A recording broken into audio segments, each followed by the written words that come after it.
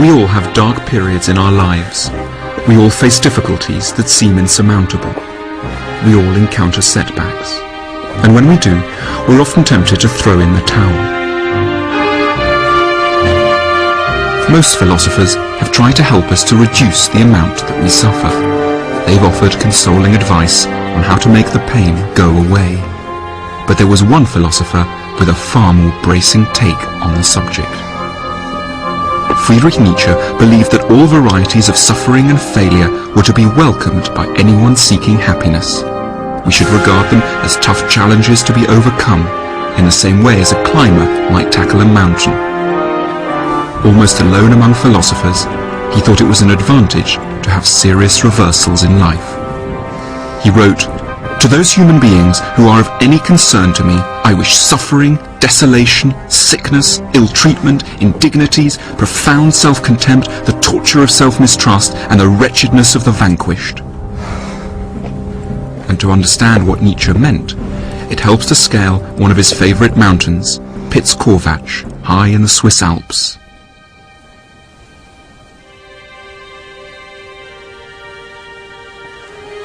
I'm now standing on the top of Piz-Corvatsch, and the view is extraordinary, sublime. There's a complete stillness in the air. Clouds are just drifting over us. We can see clouds below us, and then through the clouds, villages and forests. You feel like you're on the top of the world, and the air is curiously light, and you feel a kind of elated feeling. And I think that here we can start to understand why Nietzsche placed such an emphasis on the tops of mountains. It's at the very top of the mountain that come the finest views, but it's of course extremely hard to get to them. And this is symptomatic of his view that to reach anything that's worthwhile, to reach anything that's valuable, you have to go through an extraordinary amount of effort. Friedrich Nietzsche certainly knew a lot about effort, both physical and mental. His life was one of exceptional hardship. He constantly struggled against illness, dizziness, headaches, vomiting, probably all symptoms of the syphilis he picked up in a Cologne brothel as a student. He was forced on a restless journey around Europe in search of somewhere where the climate wouldn't upset his delicate constitution. And the place that best agreed with him was Sils Maria, high in the mountains in the southeastern corner of Switzerland.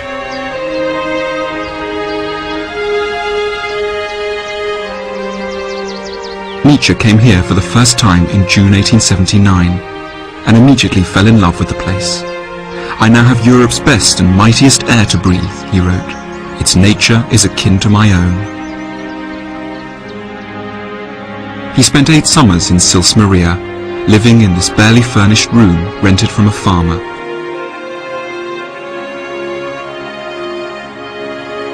It was here that he worked on some of his most important books, including Thus Spoke Zarathustra, Beyond Good and Evil, and Twilight of the Idols.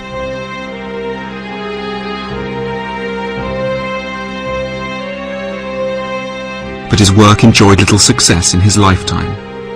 Although he'd been made a professor by the age of 24, he was completely out of tune with his colleagues and was finally forced to retire at the age of 35. For the rest of his life, he had very little money, and the many books he worked on here went largely unread.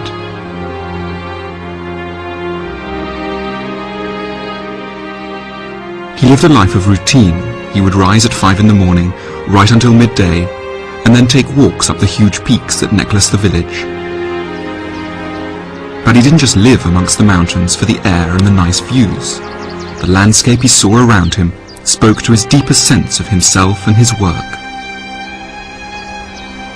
Philosophy, he declared, is a voluntary living in ice and high mountains.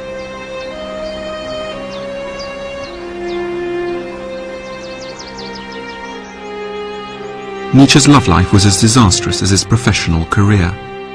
All his attempts to seduce women were in vain. Many were frightened by his large moustache, and he confessed to feelings of appalling loneliness. He wrote to a married friend, "Thanks to your wife, things are 100 times better for you than for me. You have a nest together. I have, at best, a cave."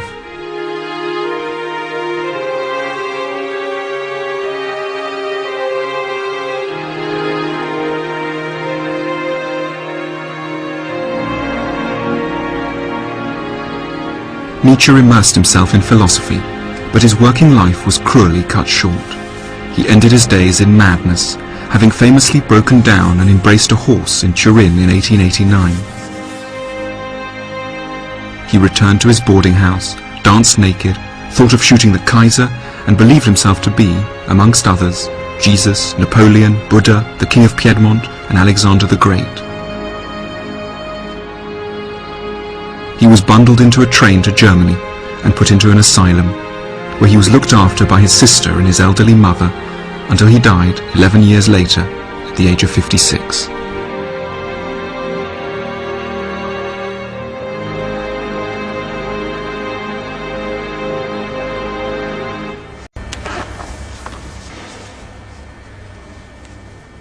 A key lesson that Nietzsche's life of hardship taught him was that any worthwhile achievement was born out of constant struggle and hard work.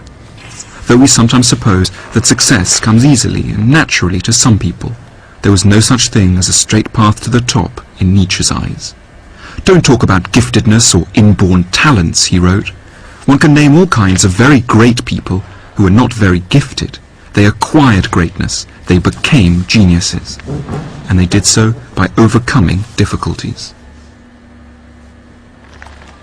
It's a lesson that the ballerina exemplifies. Monica Perego is a principal dancer with the English National Ballet. It takes a lot of work, also dedication. It's a job that you do for love, really, and basically it's just a lot of practicing the same step over and over again until you get it right and you make it seem effortless.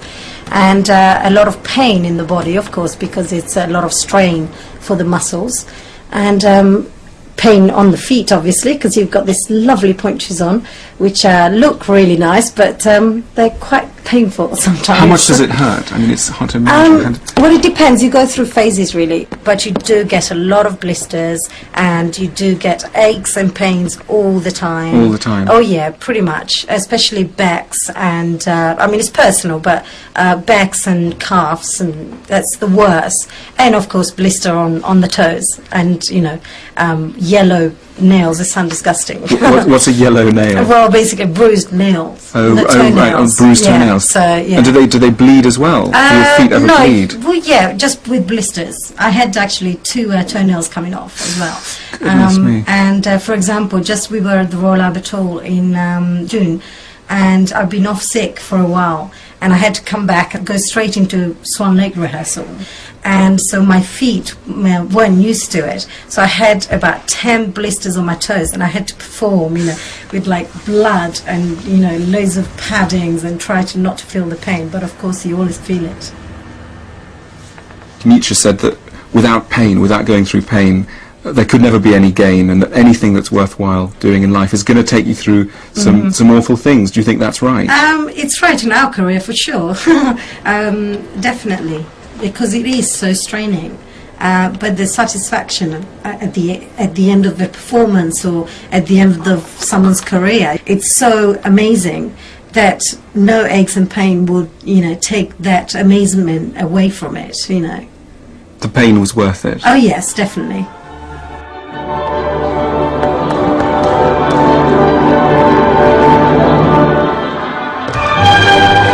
At the heart of Nietzsche's philosophy is a simple idea: difficulty is normal. We shouldn't panic or give up when we experience it. We feel pain because of the gap between who we are at the moment and the person we could ideally be. It's because we can't master the ingredients of happiness straight away that we suffer as much as we do. But Nietzsche didn't think it was enough just to suffer. If hardship was all it took in order to be fulfilled, then all of us would be happy. The challenge is to learn to respond well to suffering, perhaps to use it to create something beautiful. Friedrich Nietzsche was one of the few philosophers to speak of the virtues of hardship and failure. He thought that we could all potentially benefit from them. You know, Paul Brown ran a drinks distribution company outside Manchester, which went bankrupt last year. He's now back in business, but the experience of failure changed his life for the better. But as a person, do you think as you come in here every morning, do you think you're slightly different because you've had this experience? Yeah, I'm in earlier for a start. Yeah. But no, I don't. I don't let the little problems. I don't let them get on top of me. Yeah. You know, it's a little problem. You know, it'll go away. You don't take it into it's like massive. You know, like it's the end of the world. Yeah. You know, the end of the world happened. You know, a couple of months ago, and it failed. And suddenly there's a new world. So, well, it hasn't ended at all. So you don't think a problem is the end of the world. You know, so. So in a way, you don't panic as much because you think, well, I've been through the worst has happened, Yeah. and I came through it. Yeah, Yeah. you do. Because, you know, it's not as bad. It really isn't as bad, you know, as what everyone makes out, you know. Yeah. Failing is horrible. I wouldn't like anyone to fail. But have the experience of failing. Have the feeling of the experience of failing, at least. You know, because that's horrible. But try not to fail, you know. But everyone fails, I suppose, Yeah. so. And yet, I don't know, I mean, I think it's something interesting that Nietzsche says is that we slightly live in a culture where failure is not spoken of. It's like there are these failures and sort of that's just this freakish thing that happens to a few people and let's not talk about them. And then there's success. But somehow the two are not brought together. And I think what's quite interesting is to think in every life, even a good life, even a successful life, it's going to involve some failure at some level. Not necessarily a huge level, but at some level. Well, how would you be able to judge your success if you haven't failed? Yeah? Paul's experience in many ways confirms Nietzsche's analysis of the benefits of failure. However, Nietzsche's point is more subtle. He didn't think that having failed was in itself enough. All lives have failures in them. What makes some lives fulfilled as well is the manner in which failure has been met. It's a surprising fact about Nietzsche that for a time he wished to abandon the bookish life in favour of becoming a full-time gardener. The plan never really came off, but cultivating plants taught him an important lesson. Nietzsche thought that we should look at many of our problems like gardeners. Now, gardeners come across a lot of plants with very ugly roots. If you take this one, I think it's a particular monster. Look at that, fairly ugly. But what gardeners are able to do is to cultivate something that looks initially very ugly into something very beautiful.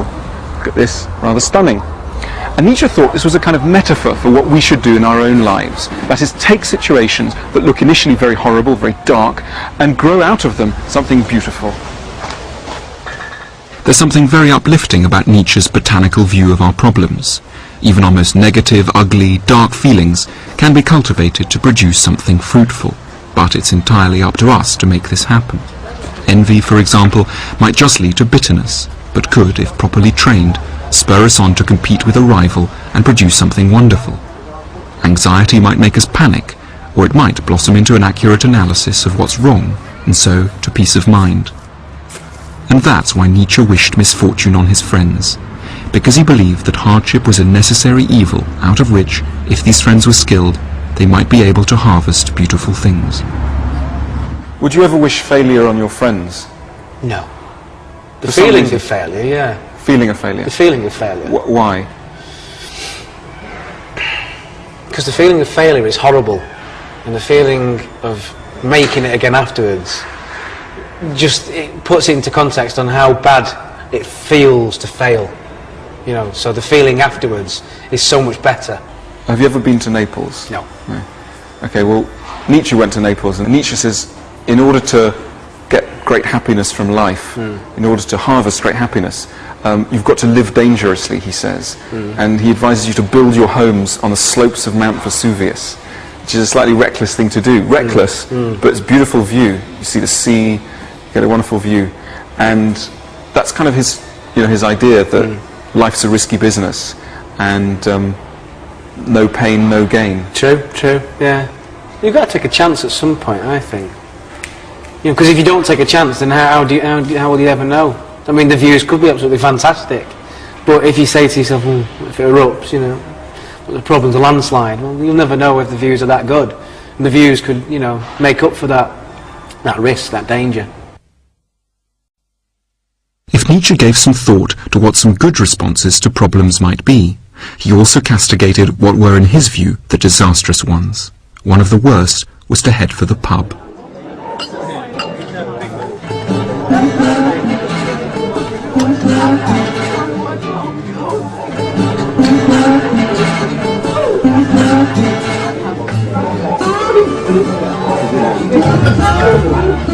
One of the most striking facts about Nietzsche is that he hated drinking alcohol.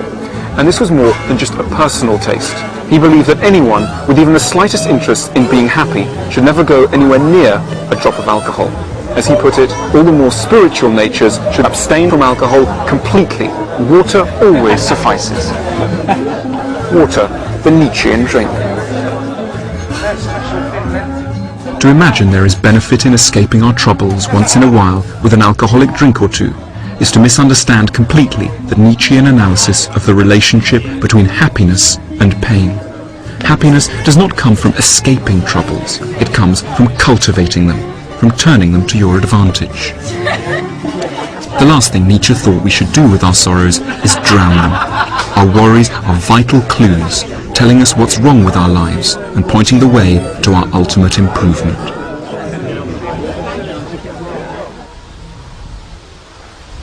Nietzsche was born in the tiny village of Röcken in what used to be East Germany. His father was the parson, his deeply devout mother was herself the daughter of a parson. The philosopher adored his father, and must have been deeply shocked when he died suddenly when Nietzsche was only 4 years old. The loss was to haunt him throughout his life. One of his first actions when he finally earned a little money, after winning a court case against a publisher, was to buy a large headstone which now covers his father's grave. And on it Nietzsche had inscribed a quotation from the New Testament. Die Liebe höret nimmer auf. Love never ceases. A traditional Christian message. Even though Nietzsche loved his father deeply, even though he's buried in a Christian graveyard right next to his father, the pastor, Nietzsche had the greatest reservations about the kind of assistance that Christianity brings us when we're facing difficulties and problems.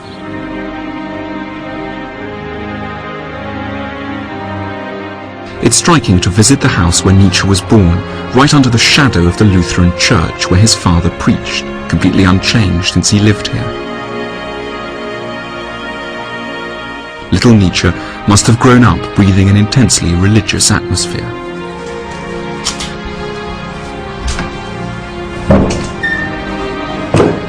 So it's very surprising to read the philosopher and find out what he had to say as an adult about his parents' religion. One does well to put gloves on when reading the New Testament.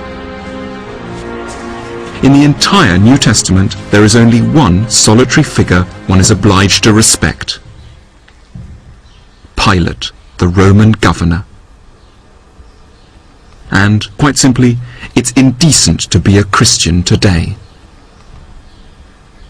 Nietzsche was rather against Christianity for the same reasons as he was against getting very drunk. In the short term, going to hear a service in a Christian church may make you feel quite good in the same way as getting very drunk may make you feel quite good. But in the long term, Christianity, in Nietzsche's eyes, dulls pain. And in this way, it also dulls the energy that pain can give us to overcome problems and so reach real happiness. There are undeniably certain differences between a pub and a church. But Nietzsche insisted that there were great similarities between the consolation available in both places.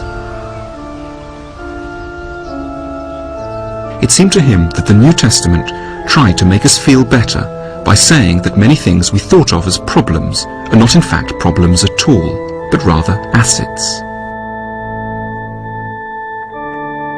To anyone worried about being too timid, the New Testament advises, "Blessed are the meek, for they will inherit the earth."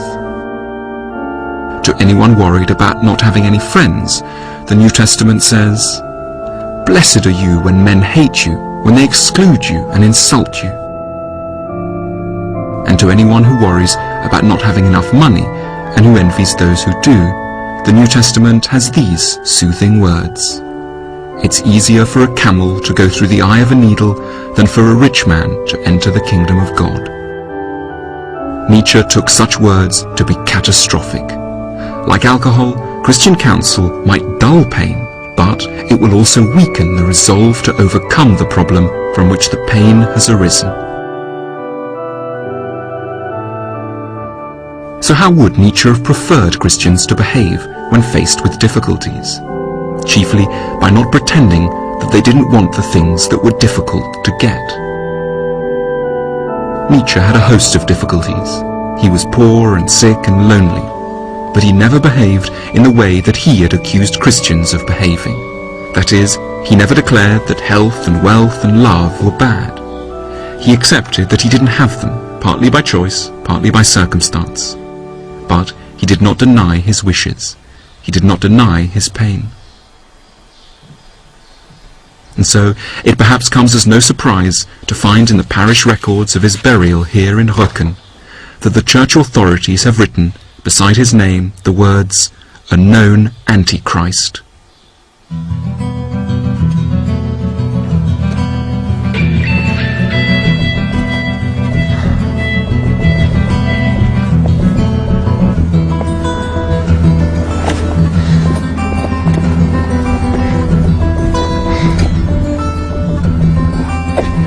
Although his life was hard, we shouldn't think that Nietzsche was miserable all of the time. On the contrary, he often talked about fulfillment, particularly when he was here in the mountains. But when he does talk about fulfillment, he's thinking of something richer than the sort of cozy well-being we might imagine. He writes sarcastically about people who are addicted to the religion of comfortableness. He calls them small, mean people, hiding in forests like shy deer.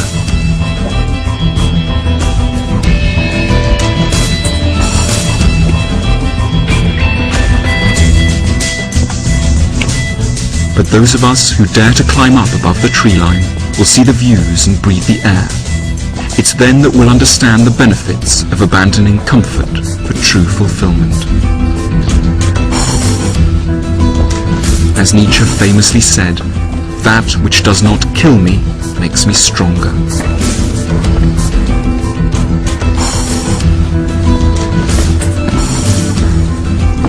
Like every philosopher in this series, Nietzsche was interested in making people happy. However, unlike every other philosopher in this series, he believed that extremes of pain were a vital component in reaching the kind of happiness he had in mind.